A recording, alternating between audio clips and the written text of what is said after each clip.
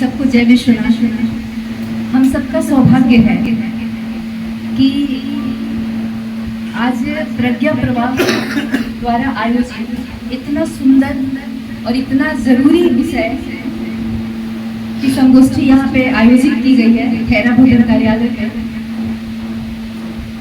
मैं दिलीप भैया को धन्यवाद दूंगी जो उन्होंने मुझे प्रज्ञा प्रवाह से जोड़ा और इस नसीबी ऐसी विश्वनाथ जी की ऐसी कृपा हुई कि फर्स्ट टाइम जब मैं इस कार्यक्रम में उपस्थित हूँ, इस संगोष्ठी का एक भाग बन रही हूँ, तो मुझे इसकी अध्यक्षता करने का मौका मिला। और ये खैरा भोजन की पवित्र धरती किरण प्रभाकर के सेवा समर्पण समृद्धि कार्यालय पे आयोजित हो रहा है, तो भगवान की बहुत कृपा है। इस कार्यक्रम में जो हमारे मंच की शोभा बढ़ा रहे हैं, एक्चुअली हमारे इस कार्यालय का भाग्य चमका रहे हैं, उनमें सबसे पहले मैं मठाधीश जी को प्रणाम करती हूँ, जिनके आने से हमें बहुत खुशी हुई। हमारा सौभाग्य कि आप उपस्थित हैं इस कार्यक्रम में। हमारे राम नरेश चाचा आप आए हैं, हमारे तो घर के परिवार हैं आप। और हमारे मुख्य वक्ता डॉक्टर कन्हैया सिंह जी, जिनको आज हम सुनने वाले हैं और अपना ज्ञानवर्धन करने वाले हैं। सामने बैठे हमारे गुरु अमरेंद्र मिश्रा जी और हमारे बड़े भाई, सबको ही बैठे हुए, सबको सादर नमस्कार, सबको प्रणाम। और देखिए, ये जो सब्जेक्ट है ये एक बार कह के खत्म होने वाला नहीं है। ये बहुत ही गहरा, महत्वपूर्ण और एक ऐसा सब्जेक्ट है जिस पे हमें इस तरह से सोचने की जरूरत है कि ये नहीं सोचेंगे कि ये भविष्य का समस्या है, ये हमारा वर्तमान का सर पे छाया हुआ, माथा पे चढ़ गया आया हुआ संकट है। ये बहुत ही महत्वपूर्ण सब्जेक्ट है और इसकी गंभीरता को हमने समझा है और व्यक्तिगत लेवल से हमसे जो कुछ हो रहा है हम इसके लिए काम कर रहे हैं। ये आप सबको जानते हैं कि जो हमारे साथों संकल्प है उसमें सबसे पहला जो मेरा दो मुख्य है कि मिट्टी को संरक्षित करना है, रासायनिक खाद का उपयोग कम करके हम बायोचार एप्लीकेशन के द्वारा CO2 को, जो ऑक्सीजन को मार के और हवा में व्याप्त हो रहा है, जिससे जैव विविधता संरक्षण को भी नुकसान हो रहा है, जिससे बहुत नुकसान हो रहा है, उस पर भी हम काम कर रहे हैं। और प्लस जिस तरह से वनों की कटाई, जैसा कि चाचा ने बताया कि अंधाधुंध हो रहा है, वनों की कटाई करके हम शहरीकरण कर रहे हैं, इंडस्ट्रियलाइजेशन कर रहे हैं, तो बहुत सारा ऐसा हमारा मानवीय क्रियाकलाप गतिविधियां हैं जिससे हमारा पर्यावरण असंतुलित हो रहा है। और पर्यावरण का असंतुलन आप साधारण मत समझिएगा, क्योंकि जिस तरह से अभी एक ppm मान होता है हवा में CO2 को मापने का, ये अगर 300-350 तक रहे तो बॉर्डर लाइन है। अगर इससे ऊपर गया और यह 100 साल तक रह गया तो आप जानते हैं कितने मैमल्स, कितने सरीसृप वर्ग, सर को पता होगा कि कितने, मतलब शायद हमने एक बार स्टडी की थी कि 35,000 और करीब 5,000 मैमल्स सब खतरे में आ जाएंगे, जिसमें हम मनुष्य भी हैं।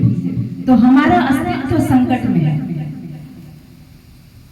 हमारा जैव विविधता बचाने का मतलब है कि हम इस धरती पर अकेले नहीं हैं, हमारे साथ बहुत से प्रजाति के पेड़ पौधे हैं, बहुत से प्रजाति के जीव जंतु हैं, वन्य जीव हैं, उन पे खतरा है और वो खतरा हम ही लोग के द्वारा आया हुआ है।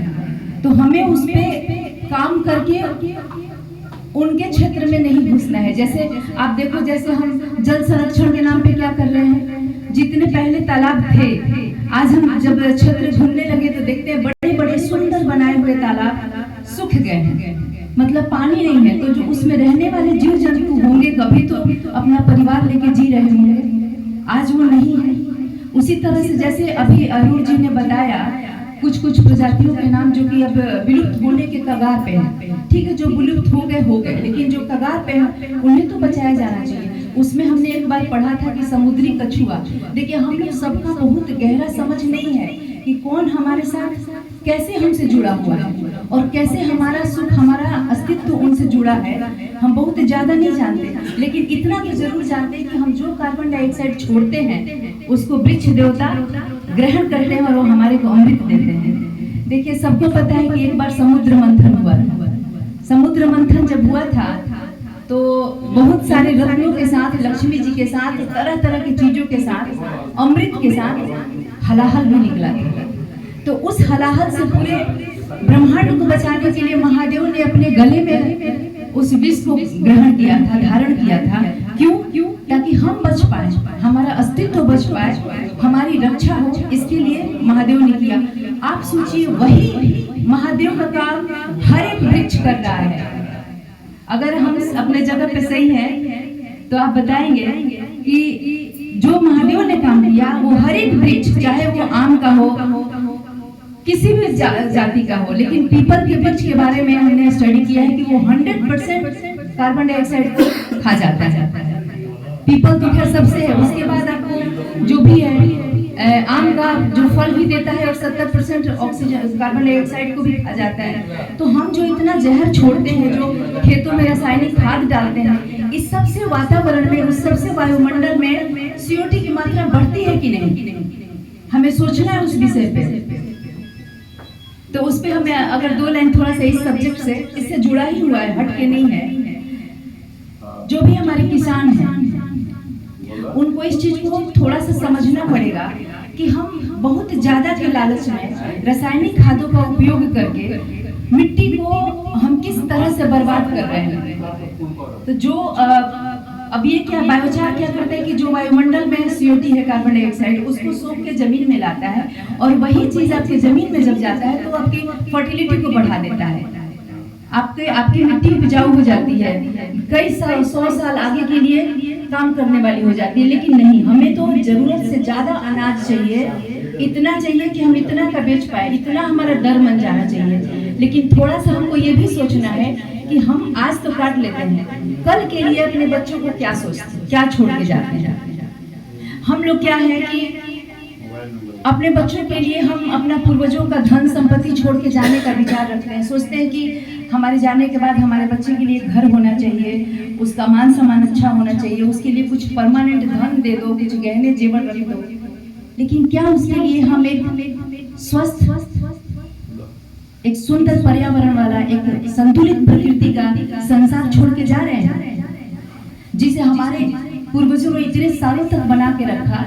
क्या हमारे इस पीढ़ी ने, मतलब हमारे समकालीन लोगों ने पिछले 100 साल नहीं, मुझे तो लगता है 50 साल, पिछले 50 सालों में हमने कितना आधुनिकीकरण के नाम पे इसे बर्बाद किया है।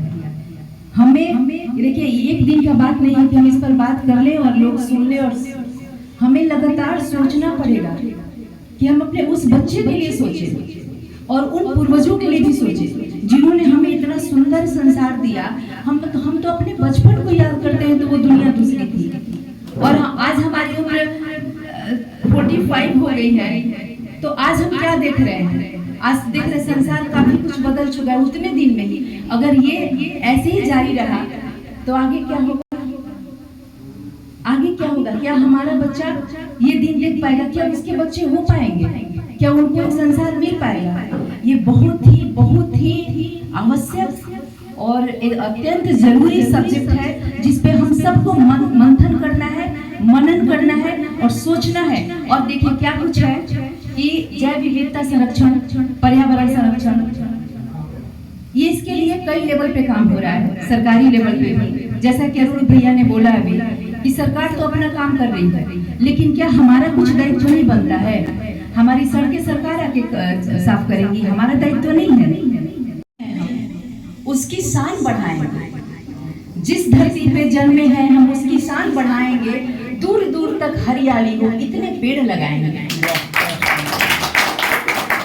तो कुछ हम ऐसा ही करेंगे, शुरुआत करें जैसे ये लोग कर चुके, भगवान के विश्वनाथ जी की कृपा से हम भी कर चुके। आप लोग भी सहयोग कीजिए जितना, जैसे वृक्ष वितरण के क्रम में मैं गांव-गांव जाती हूँ, दरवाजे खुलवा के बहनों को बोलती हूँ आप ये वृक्ष लगाइए अपने यहाँ। बोलते हमको जमीन नहीं है। आप सोचिए, हमें बोलते जमीन नहीं है, तो क्या आपको जमीन जो आपका अपना होगा वही वृक्ष लगाएंगे? कल को बोलेंगे कि पेड़ वाला जमीन वाला बोल देगा आपको तो जमीन नहीं है तो आप सांस मत लीजिए, ऑक्सीजन मत लीजिए। ये नहीं है। हम लोग को जमीन हो ना हो, सबको वो एक आदत में डालना चाहिए कि हमें अपने जीवन में कम से कम 20-20, 21-21 तो पेड़ पौधे लगाने ही चाहिए। इसका वैल्यू समझना है हम सबको। चलिए इन शब्दों के साथ ही एक बार यही बोलेंगे कि आप लोग विचार करिएगा, मनन करिएगा। और हम एक दिन सोचते हैं कि हालांकि मेरा जो भी प्रोग्राम होता है तो कभी कभी हम जब बरसात के दिनों में होता है तो जो भी हमारे गेस्ट अतिथि आते हैं तो उनको हम वृक्ष देकर विदाई करते हैं, हमें बहुत अच्छा लगता है। अभी हमारा फिर प्लान था, फिर लगा कि ये धूप इतनी है, क्या पता आप लगाएं उसको और शायद वो न लग पाए, उसकी सेवा न करें। तो हम लोग ये संकल्प लेंगे कि वृक्ष लगाएंगे और उसके साथ रक्षा धर्म भी निभाएंगे। ठीक, जय विश्व।